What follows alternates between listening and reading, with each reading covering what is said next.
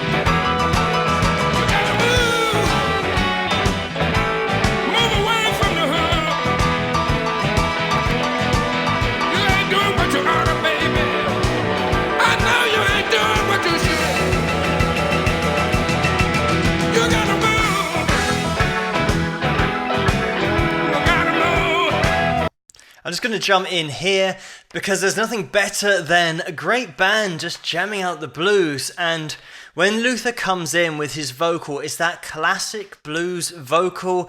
I've mentioned it in other videos about the top blues players all had the ability to play lead guitar, but they also had such an expressive vocal. In order to express that emotion, it's just chest voice the whole way, never flipping up into a head voice or falsetto, because in the blues it is just from the heart and you get that expression from that chest voice, that belting voice. And a lot of the blues players and singers could take their vocal down, but then taking it up to that place. I think that's what a lot of singers might struggle with, is flipping into head voice really early. Another thing that we've got with Luther's playing is the way that sometimes you'll look at him and with his right hand he'll be playing with that first finger, and then also other times you'll be looking at him and he's playing with the pick. So he interchanges between those two, palming that pick but then playing with that finger to give it a slightly different sound, slightly different expression with his playing. And a quick shout out to the band as well, because we've got a great full band sound here.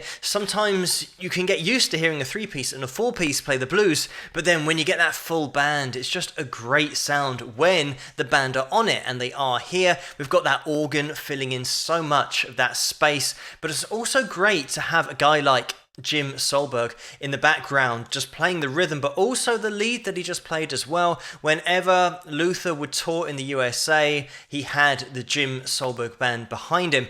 And Jim, just a quick word on his playing, really solid techniques and the way that he expresses with that vibrato, keeping control of it the whole time. Luther, when he does lay down his solos and his lead work, you can hear the tone, especially at the beginning, is super clean. So with a lot of these blues players, they just had super clean tones, especially considering that Luther was playing in the 50s and the 60s and the 70s.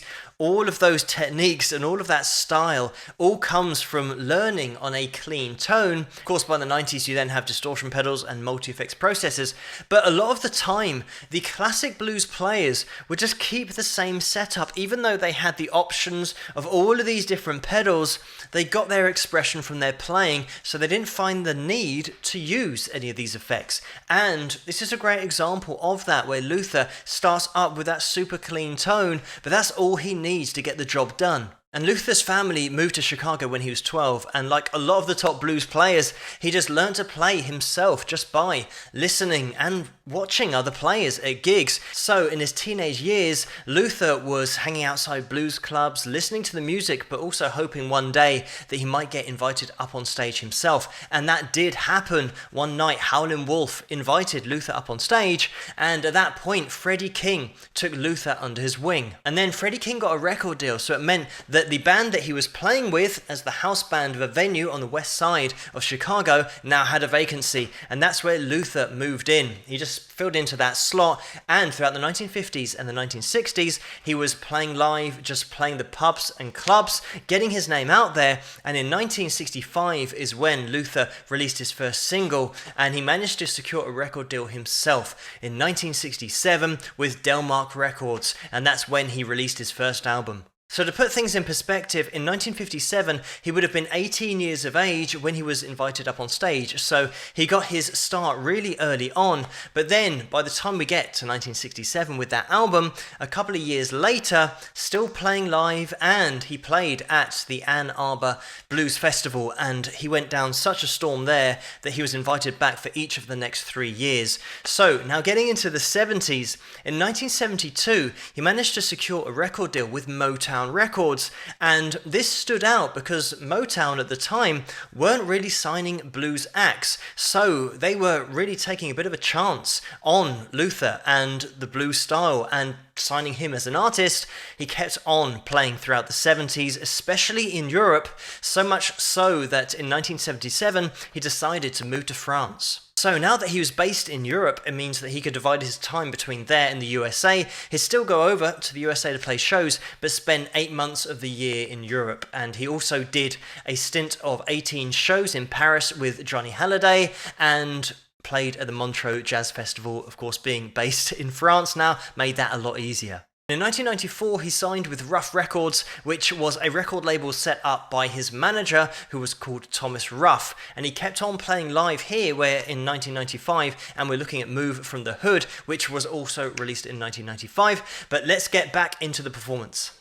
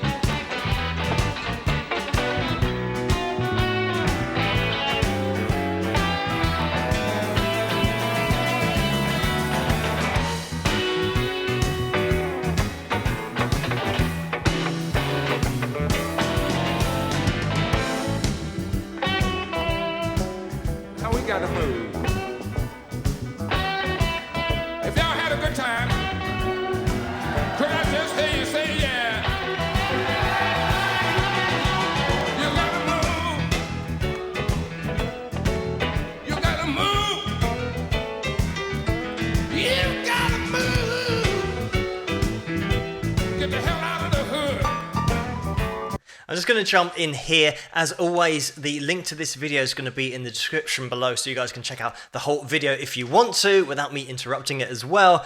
But getting back into Luther, the way that he plays with that controlled vibrato, all the top players have that, but also the expression in his whole performance, in terms of putting the guitar and the voice together, is that same voice that's coming out the whole time. Another thing to look out for is the way that Luther controls the dynamics throughout the performance and really brought down the sound, and everybody in the band is following Luther here. That's a great thing about having a great band. They're all looking to Luther for that cue, and dynamically they all come down together. Another thing that he did, applying that palm muting to that run that he had, the descending run going down, almost to the point where the palm muting was taking out the notes. We almost couldn't hear each of those notes, but it was right on that borderline, really bringing it so low down that we're almost just getting percussive sounds from the guitar. We also had that rhythmic change that Luther threw in there just for a little spell, and it was good because the drummer continued with the original swing of the performance and didn't convert his playing into the groove that Luther was playing, because sometimes the whole band will change to whatever that lead guitarist or lead rhythm player is doing. So in the mid-90s he was playing in the USA and Canada as well, and in 1997 he reported feeling dizzy and also having a loss of coordination, so he went to hospital, and unfortunately they found a tumor on his lung and that moved to his brain. So in the summer of 1997 is when he went to hospital,